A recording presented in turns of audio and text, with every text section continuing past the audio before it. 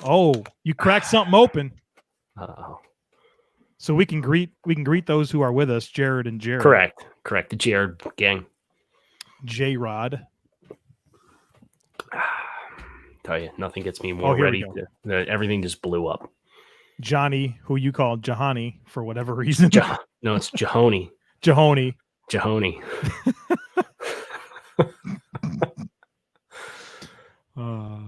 That's funny. All we're missing is the creep from the Subway commercial. I got to be honest with you, dude. Yeah. I don't know if I can watch Monday Night Football tonight. Why? Did you put the cash on the line that not Jared? Got Jared on the mind. That Jordan told it. Jordan told it was free money tonight on Chicago plus 3.5. I took it. I took the money line. Yep. I took it as well. I know Chicago's won the last 4, but I'm up 10.9 points in fantasy football, and he has Justin Jefferson playing. Not looking good. Well, Jefferson scored under that in each of the last 2 weeks. So he's probably going to score more than that. Nah, Jalen Johnson, man. He's going to be my guy. We're going to change our Panini Rookie of the Week if he holds Justin Jefferson under 10.9 points in fantasy this week. Did you put the cash on Chicago? I did. Okay. So we're both in. We're both in on Jordan's free money bet tonight. Go Bears. The Bears. Sue-Ann, does my profile show my doggo now? Yes, it does. And your doggo is glorious, Sue-Ann. How are you? I know Vikings fans are not pleased with me, but I'm projecting. And I'm projecting some heartbreak in Minnesota fans with another year of Kirk Cousins. Well, they kind of have to, what they're paying him, man. Correct. I mean, there's no getting out of it, and they restructured the deal. So if you guys have hot takes a while, which is the whole concept of the show, you can dump your hot takes and takes on takes, right? Like, that's what we do. Look at that. The TDN fantasy folks are helping people. That's great. Good podcast. You guys should listen to that. Jamie helped me out. I'm not going to lie. I have been in Jamie's Slack messages this past week. It's the trade deadline in my fantasy league. I did 4 trades. I literally did 4 trades. Yeah, What's your record? We're not in the same league together. 4 and 5. We're about to be 4 and 6. Okay. So we traded many things, Kyle. I traded Tua. I'm no longer a Tua fantasy owner. Oh no. Let me tell you why. It's a keep. You keep all your players, and it's you draft the rookies every year. I traded Tua for 4 first-round picks. Oh. Yeah. I'm assuming your other quarterbacks are in good shape then. I have Baker, Mayfield, and Ryan Tannehill. But so no, you're foolish. Well, no, I got 4 first-round picks for Tua, so I think that was a good deal for me. Yeah, that's a little sus, bro. Yeah, well, I'll take it. Man, hot takes are firing off in the comments already. Shall we? Not before I remind everyone that all of TDN's live streams are brought to you by our friends at Mighty Swell, the adult seltzer beverage that is the Draft Dude's personal seltzer beverage of choice. Joe, we got onto the seltzer train. What was it, like 18 months ago? Mm-hmm. Last summer, not quarantine summer, but the summer before that. And of all of the samplings that we have had, Mighty Swell takes the cake. So if you're looking for a refreshing adult beverage, might we recommend checking out Mighty Swell? Ready? Set. Roll Tide.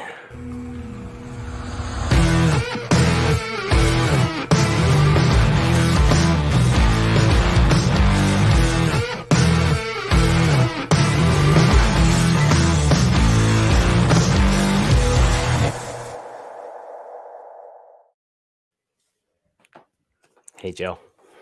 What's up, man? What did it do? How you doing? I'm well. You ready? I feel like I should just start the introduction like right after that.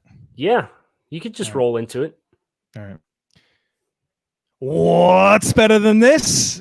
Guys being dudes here on the Draft Dudes podcast presented by Locked On. It's Joe Marino and Kyle Krabs from the Draft Network, and we are your hosts here on this live episode of Takes on Takes. Today's episode is brought to you by Pepsi. This football season will be different, and Pepsi is here to get you ready for game day no matter how you watch this season. Pepsi is the refreshment you need to power through game day and become a member of the League of Football Watchers, because Pepsi isn't made for those who play the game. It's made for those who watch it. Pepsi, made for football watching. That was an amazing. Shameless. That was amazing. Yeah. Imagine not watching this live. Imagine not watching this live. Sad. But we are in your podcast feed on Tuesday, so thank you if you are listening to that. Kyle, I have a question as the takes pile in, and we have good stuff There's already. A lot already. Yep. I have a very important question to ask you right off the bat. Yeah. And this is something that crossed my path today, and I've been stuck thinking about it, and I want to put this in your brain. And my question for you is, do snakes have tails? Yes. Okay. That's the end of it. It's the end of it without the head. It's not just like one continuous tail. It's no, well, even if it is one continuous tail, it's still a tail. Why would you put this on our radar at the top of the show? Because I've thought way too much about it today. You needed to spend. Yes, they have a tail, because they always say you got to grab them by the tail, right? I don't know. I don't know much about. You've never touched a snake before in your life. I have, but it's not something I enjoy. Okay, with that out of the way, takes on takes. Mitchell wants to know how many holes a straw has. Is it 2 holes or one continuous hole all the way through? It's 2. It's 2 holes. It's a tunnel, though. Okay. Hey, real quick, Braden's got a DeAndre Baker take in here. And I think there was a lot of negativity around DeAndre Baker with what he was accused of, and with the recent revelation this was like an extortion gimmick or something like that. So hope DeAndre Baker makes the most of his second chance. And if we spoke any ill will to DeAndre in regards to something he was innocent of, consider this our formal acknowledgement of best wishes to DeAndre Baker. So what is there a take about him? Yeah, Braden says DeAndre Baker will go to the playoffs after not looking like he was going to play all season. DeAndre Baker, the player, deserves to be on a roster. There's no question. Former first round pick, and if if his off the field transgressions are not what he was apparently set up to have, absolutely right. Yep, somebody should pick him up. And what's the risk at this point? I mean, he's not going to demand a big deal. It's going to be 1 year. You get him for the rest of the season, see what he's like. And if you want to talk to him about an extension afterwards, fine. But right now he's looking for work. He should come cheap, and he should get a shot. Yeah, just kind of take that prove it deal, right? For sure. Or that low risk flyer and get his feet wet and get teams comfortable with him again. Right. Yeah. I got one from the bullpen. All right, give me one from the bullpen. Cameron Spencer. I love Cameron. The dude sends us he always 5. Sends them in. Yeah. So the challenge is picking which one, because they're all usually very good. I like this one. In 10 years, we will look back on the Ezekiel Elliott contract as the first domino in a series of poor decisions that cost the Cowboys a chance to compete for a title in their winning window. Did they sign Zeke before they signed Jalen Smith? I think relatively close. Whichever one of those 2 contracts was signed first was the first misstep. My issue with Cameron's take is that why did we have to wait 10 years to look at this? I'm comfortable telling you right now that committing that type of cap space to Zeke Elliott was a mistake. But I think you have to wait 10 years to make sure that the window's completely shut. Maybe not 10. You got to probably see the end of the Dak. You got to see the end of the Dak Prescott era in Dallas before you can officially say that. So we think that here's a funner take, right?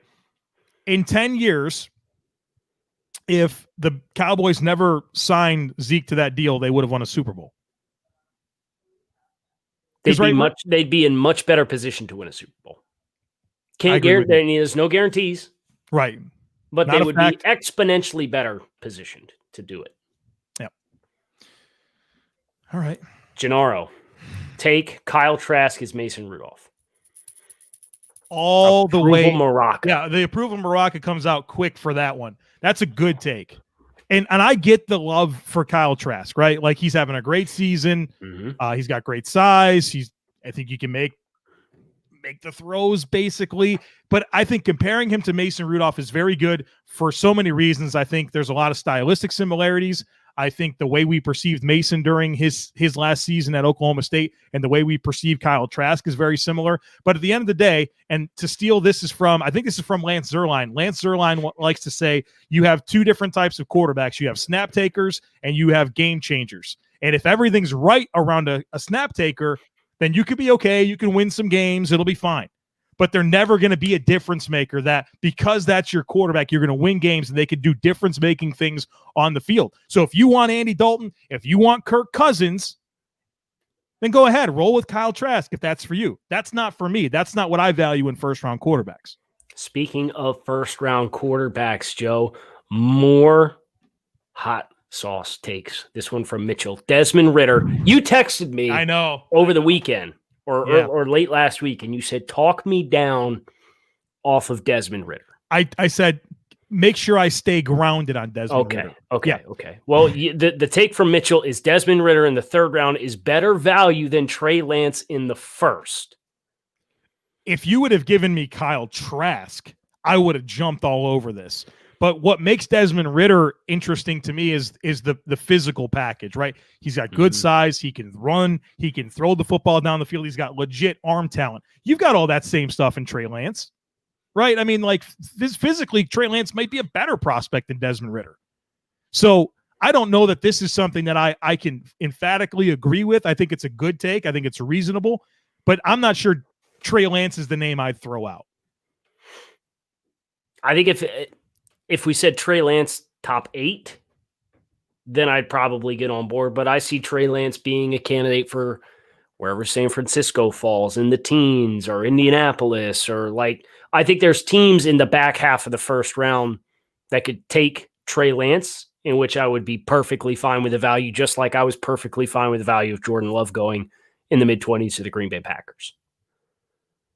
But Ridder's an exciting prospect for being a developmental quarterback. Yeah. Okay. Special teams with good doggo Nick. Matt Prater is the best clutch kicker of all time. Joe Marino, your thoughts? I don't know. I have no idea if that's true. Who has the most game-winning field goals in NFL history? Morton Anderson with 35. He's my answer. Vinatieri has 30. That's the only thing I can tell you. Whoever has the most is the best at it, right? Is Steven Gostkowski ruining his legacy? I don't think so. I'm not going to forget about how good he was with New England. But he's been real bad. Correct. Anybody who's kicked balls for Tennessee. They went through 5 last year, dude. 5. How many kickers are they on this year? I think he's their second. What's in the water? I don't know, dude. I don't know. It's a good NFL kicker set a record this week with 11 50-plus yard field goals. What's up with my guy? He missed. Jason Sanders. He was 3 for 4. Yeah, I know. I couldn't imagine it not being perfect. How did it happen? Gust of wind came unexpectedly? It must have been, yeah. That guy's money, dude. I've been texting you about Sanders all year. Yeah, he's been awesome. Yeah. It feels really good to cross the 40 and be like, man, we got 3 points here. Right. Ready to go. Like, we could stall out, not do anything else, take 3 knees and kick it. Ball's perfect every time, man. Every time, right down the middle of the pipes. Speaking of perfect balls, Joe Marino. Our friends at Manscaped have jumped aboard the Draft Dudes wagon, and we are excited to partner with Manscaped here at TDN and offer precision-engineered tools to help you with your family jewels. Joe, there's a Christmas tree upstairs. Already in November. Already in November. Yeah, I know. Yeah, I got one up. It's ridiculous. But this isn't the Christmas tree balls are not the only balls jingling this season in my household because I got the Lawnmower 3.0. So if you're not familiar with Manscaped and what they bring to the table, the Lawnmower 3.0 comes inside their Perfect Package 3.0 gift set, which makes for the perfect gift this holiday season that is guaranteed to keep you squeaky clean. It's literally everything you need to keep trimmed, cut free, and smelling nice down south. Go south for the winter. Speaking of smelling good, they also have several oils, lotions, Joe, soothing. What's worse than razor burn? Tell me one thing that's worse than razor burn other than Adam Gase's coaching abilities. What's worse than this? Oh, no. Nothing. The correct answer is nothing, right? So you can get 20% off and free shipping with using the promo code TDN at manscaped.com. Your balls will thank you. Get 20% off and free shipping. Go to manscaped.com. Pick up the Lawnmower 3.0 inside their Perfect Package 3.0. Promo code TDN and get the gift that will keep on giving this holiday season. All right. And he takes. I gave you plenty of time. I know, but I was thinking about some of my favorite Manscaped features about how you can use it in the shower. It's waterproof and the battery lasts for 90 minutes. And there's an LED light on there that illuminates the grooming areas for that close, precise trim. And I lost track of the opportunity to, thank you, Kyle. This one's brought us back in off the brink talking about nuts. Nuts are another great gift for the holiday season, but not those kinds of nuts. What Brian Flores did to Justin Herbert's eyes should be illegal, and he is too good of a coach. So, no, Brian Flores is not too good of a coach. But, Joe, we saw what Keenan Allen had to say about the Dolphins situation in the Dolphins game. Is there a more damning comment to be made than Keenan Allen interviewing on Monday after the game and saying that I would say we were pretty confused out there, and then continuing to add that the Dolphins was so confused by the blitz packages that the best thing that they could do was run the ball to avoid, quote, catastrophic plays? That's a hell of a praise. I think I feel like he as much complimented Coach Flores as he did like taking a dig at his own coaching staff. That's what stood out to me. Is that's it. Keenan Allen's had enough. If he's coming out saying this after this game, that's not a good endorsement of your head coach. No, and it's funny because don't you remember Hard Knocks and Anthony Lynn's like, I go into the offensive coordinator's office every week and I say, draw plays for Keenan Allen because he blocks. Yep. So, that's the one way. There's a wide receiver screen. Did he? That's nice. Yep.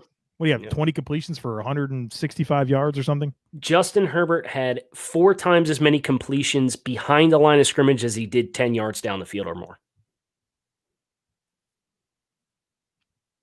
I like this one from Cam Van Wyck at 7:39 p.m. 7:39. You bring the timestamps and everything. I want to make sure you can find it. You're the one that. Okay. AFC East is now the best division in football with the fading NFC West. What? I'm out. I'm all the way out on this take. Oh, there it is. Yeah. What are we doing? What are we doing? There's 2 good teams in the division. 2.5? No. The Patriots are 4 and 5. Seattle is still – if Seattle's the 3rd best team in your division, you're doing pretty damn good for yourself. Right. I mean, the AFC North as well. I mean, we got Pittsburgh, Baltimore, and Cleveland. Yeah. Well, and to be fair to the NFC West, San Francisco has the same record at this point in time as the New England Patriots, and San Francisco beat the hell out of New England. Yeah. New England and San Francisco are 2 teams that I don't think you know what you're getting week to week. Yeah, perfectly fair. Yeah. New England needed a miraculous comeback to beat the Jets, and then they beat the Ravens in Baltimore. Right. Make sense of it. You can't. Nope. That's why you play the games. Ooh. Yeah, yes. We have so much in common. I'm reading this to you. Okay. Moore says, you should not draft skill players in the top 10. You absolutely should. Depends on where you're at in your building process. So, Morgan, look, There's been a lot of examples of day 2 receivers, day 2 running backs. I get it. I mean, the best ones are not first-round picks right now. Look at the leading rushers and leading receivers in the NFL. How many first-round? And why is that? Because there's more players take the volume of players. But like, what else goes into that? What else goes into that? Yeah, you tell me. I can't read your mind. Not in this one. We have so much. I know, but I don't want to take this where you hope I don't. Because teams that are picking later, usually better fits, right? It's square pegs and round holes are easier to be arranged inside the top 10. And the teams are worse. So if you're a team that was 10-6 last year and if you're the Pittsburgh Steelers and you draft Chase Claypool at 50, odds are you have a better opportunity to give that guy success right away than what the Las Vegas Raiders do with Henry Ruggs. I don't think this should be a hard and fast rule, but I think there's something to be said for the amount of good skill players, even if you just go to the second round. I'm not saying to give me all the rest of the picks, right? Just give me the second round, where we've seen some really good running backs, some really good wide receivers drafted. Okay, so let's eliminate all positions that should be considered in the top 10. Let's set the record straight right now. I'm not eliminating anything besides tight end and running back. What about kicker and punter? Come on, yeah, of course. Jackass. What about interior offensive line? I would. If I get Quentin Nelson, that can't be a hard and fast rule, because then you don't take Quentin Nelson in the top 10. It's not common. It's not something I'd normally do, but if that was the player I could get, I would pick Nelson in the top 10. Center. Yes. Cam's asking center. Yeah, I would do it. No, I'm not picking a center. You hate centers. It's a supplemental offensive lineman. He's a help player. Man, when I think about what Matt Ryan said about Alex Mack when he came to Atlanta. Yeah. How much he said it changed his career. It allowed him to really just trust in Alex Mack to handle protection calls. Matt Ryan got to focus on the secondary. So would you rather, here you go, a crossover show, would you rather draft a center in the top 10 or a running back in the top 32? I'm just saying I'm not willing to commit to a hard and fast rule that I won't draft a center. It's not what I'm asking. If I get one that I think is a difference maker, then I'll do it. It's not what I'm asking. Would you rather draft a center in the top 10 or the running back in the top 32? I guess the running back. Oh, okay. So it would have to be a very special player. Exactly. But this is hard and fast. You will or you won't do it. He's not an option or he is in the top 10. Is there any other position that you would completely rule out? Tight end, running back, and kicker, punter, long snapper as well. You wouldn't take a tight end? No. Absolutely not. Bontel. Playing by the rules, giving us a take instead of a hypothetical. So we have to take it. We have to. Vontel is so loyal to this show. And he's giving us a take instead of a hypothetical. You should get this one. You know more about Oweh than I do. Okay. From Vontel, Jayson Oweh, Penn State spicy edge rusher, will fall to the 20s and will end up being the best non-quarterback in the draft. Wow. The best non-quarterback. He has the opportunity from a physical traits perspective to be a very special football player. But if you could tell me I could take the Joe Marino route and take the field, no questions asked over one guy, I'm going to do it. So I see a path to Jayson Oweh being the best edge rusher, even amongst K. Woody Pay and Greg Rousseau. I don't think it's likely, but he has the athletic tools to do it. But I would take the field in this hypothetical, 1,000,000%. There's Sue Ann's doggo. You see? Very pretty dog. Wow. Take. As many quarterbacks are going to get drafted in round 1 as wide receivers in this year's draft. So we think 4 first-round quarterbacks? I don't know. You tell me. I think 4. You don't think we'll sneak a 5th? I think it's 4. Chase, Waddle, Chase Waddle-Smith, and somebody else. Bateman. As many quarterbacks. I think it's 4 and 4. What's more likely to have more? Receiver. Any other candidates that jump off at you for that takes? Position? No. Oh, at that position. Terrace Marshall's in there. Dude, hit him to Baltimore is such a home run. Somebody didn't like that pick. I saw they sent a takes on takes. They said that that Terrace Marshall's not the right pick for the Ravens in the first round, and that it should be Rondale Moore because they need a yak guy. No, that's what Cameron Spencer said. That there's a 0% chance I'm taking Rondale Moore in the first round until I figure out what the hell's going on. If you had this, would you put it on for that one? I would, yeah, because here's the deal. Rondale has missed significant amounts of time in each of the last 2 seasons. He opted out.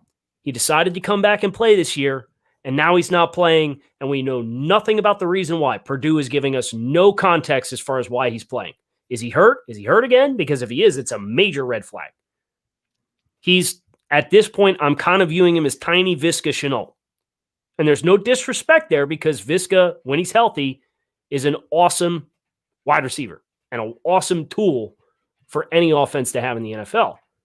I feel the same way about Rondale Moore, but Laviska was big and had durability issues and was pretty explosive. You know, you ignore his athletic testing because he was running hurt, and you knew he was running hurt when he tried to run.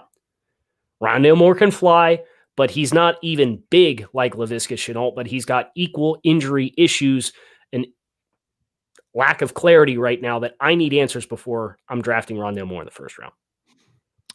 I want Jared Feinberg at 7:48 p.m. Tyler saying he heard it's a hammy for Rondale. Hope not. Hope he's just being conservative. What was the timestamp? 7:48 p.m. Jared Feinberg. J.C. Horn is the best cornerback in the 2021 NFL draft. Jared. Yeah, I don't like this take at all. I recognize that J.C. Horn's having a really, really good year. He's eliminated some really good receivers. And in fact, on Saturday against Ole Miss, right? I mean, Matt Corral was unbelievable. Pass for 500 yards or something like that. 4 or 5 touchdowns. Three receptions for 15 yards went against Horn. So, I mean, J.C. Horn is getting it done this season. I think he's got to tackle better. I'm not sure that he's that dynamic of an athlete. And Caleb Farley is still here. Patrick Surtain II is still here. Good bloodlines. Yeah, I am not thinking he's the best or the second best corner in this year's draft. Made for football watching. Kyle is really appreciative of our friends at Pepsi and their sponsorship of this show. All right. Matt, I'm not saying J.C. Horn's not good. J.C. Horn's probably going to go in the first round, but I don't think J.C. Horn's going to be the number 1 corner. Jared's a Clemson fan, too. He's not supposed to say nice things about South Carolina. Man. What's that about? Oh, Halil's Real Football Talk with the hot sauce, and I love it. How much have you seen of this kid? Oh, none. Oh, my goodness gracious. Okay, so Halil's Real Football Talk. The take is Marshall quarterback Grant Wells will be a first-round pick 2.5 years from now. He's a true freshman, and this dude is balling out. He is light years beyond what you would expect a quarterback, true freshman at Marshall would be. I don't know about that's a very ambitious projection, but I love giving love to Grant Wells at this point in time because he has been awesome for the herd. What's the word, Joe? Word up. No, beat the herd. Oh, what's the word? Word up. I see he has good stats. I looked him up while you're talking. 65%, 16 touchdowns, 4 interceptions. And what's Marshall's record? I don't know. Are they undefeated? I believe so. Okay. I was hoping you got to use College Football Reference. It gives you a full game. I am on College Football Reference, and they are 7-0 under the direction of Coach Doc Holliday. So, what Marshall, Coastal Carolina, Cincinnati, we need to get them all together and play some games. We need to have like a group of 5 playoff, and then they play the winner of the college football playoff, and that's your real champion. Or you could just do the UCF thing and play nobody and just claim a championship. Just claim them. Yeah. We could have 4 or 5. Take. We will have multiple claimed national championships in 2020. It's a good take. That's a good take. 1,000,000% somebody's going to be like, oh yeah. Update the wiki pages, brother. It's going down for sure. Kyle has Tyler Johnson will be a better pro wide receiver than Rashad Bateman. You were high on Tyler Johnson, if I recall. I liked him. Yeah. He's a likable player. A lot of the feedback on Tyler as far as the negativity was that, he didn't always get the best advice, and he didn't participate in any of the pre-draft process type stuff, and it definitely hurt him, and there were some concerns about who he was surrounding himself with, and going to Tampa Bay, I think, is a great case scenario for him. I think Tyler Johnson has the opportunity to be an equal prospect to Rashad Bateman, but I think Rashad Bateman transitions very cleanly to the pro level.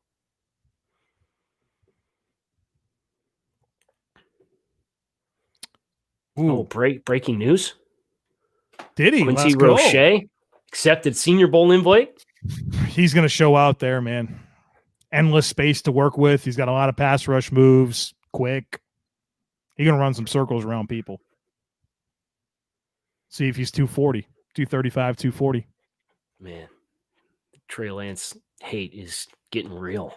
It's funny because he's just not playing, right? The thing he's done is not played football, and it's not his fault. Zach Wilson, better than Kyle Trask, better than Trey Lance from Indy Kid 3. It's just like with Caleb Farley. Well, he's not playing, so he's out of sight. Right. I'm going to sell on anything that has Kyle Trask above QB5. I see your wife. I don't know what she's doing, but she knows that we're doing a stream right now. I'm like, apparently not. She's just waiting to come back in again. What could she possibly need? Right. It's the ghost of Trey Lance. Trying to remind everybody that he still exists. She's always wanted to be on the podcast. I guess there you go. Going to force the damn issue. You ever see that clip from that guy on the news? And he's sitting there at his desk, and the kid comes in behind him, and he's marching around, and the mom comes diving in and grabs the kid by the ankle and pulls him back out and swings the door shut. Yes. That's our moment. We've just had that moment. But I just sat there and just was like, if I had the approval maraca, I'd be shaking it so freaking hard right now. I can't wait for the explanation. Andrew Blake, last take of the night. Another good doggo on the stream. Yeah, I found the dog avatars on YouTube are much more pleasant than the dog avatars on Twitter. Have you noticed that? Everything is more pleasant at other places than Twitter. Like, I go on Instagram and I see comments on stuff we post, and people are like super nice and they're like having good discussion and dialogue back and forth. Twitter, just mad, angry, idiots. By the way, we do need to give a shout out to an individual who reached out to me last week on Instagram. He was not happy with us. Okay. Juan Chamba. Please talk about how Andrew Thomas and Matt Peart played good 2 weeks in a row against good defensive lines. Your hate for Gettleman is a lot. Please give the Giants some respect. Damn, we're in every game. Daniel Jones is killing us, but the overall team is a lot better. So he sent me that, just thought of it because you were talking about how pleasant Instagram is. That is exponentially nicer than the Twitter DMs we get. Right. Yeah, I'll take it. Right. That tone was reasonable. Yes. Going to bat for his guys. So, one, I hope you're listening because I'm giving you a shout out right now. Props to the Giants for winning 2 games consecutively in back-to-back weeks and stunning the Eagles. My brother called us out on Joe Judge yesterday while we were watching football. He's like, you guys hate on Joe Judge all the time. He's like, but he literally said they're in every game and they compete. And he's like, cheesy. I think he's going to be fine. He's cheesy. That shtick works if you're winning. They're in every game. Anyway, Andrew Blake, last take. There will be more undefeated teams outside the college football playoff than in the college football playoff. Yeah, I mean, if we're talking about the Marshalls and the Coastal Carolinas and the Cincinnatis and I mean, in the college football playoff, undefeated will be how many undefeated? Yes, Ohio State might be it. Clemson's already got a loss. They're going to beat Notre Dame. Yeah. Who in the SEC is undefeated? Bama. They have a good chance of losing run in the table. They might lose to Florida in the SEC championship game. Stop it. They might. Stop it. It's no lock. You got 2 undefeated teams. Alabama's beating Florida. You have two tops. Unless there could be some random Big Ten teams that are undefeated. Does Wisconsin play Ohio State? They would play in the championship game. Okay. So they're out. What about, and someone's got to lose Indiana and Ohio State this weekend. Right. A couple of top 10 teams there. Give me 2 undefeated teams in the college football playoff. Okay, so there's going to be more outside.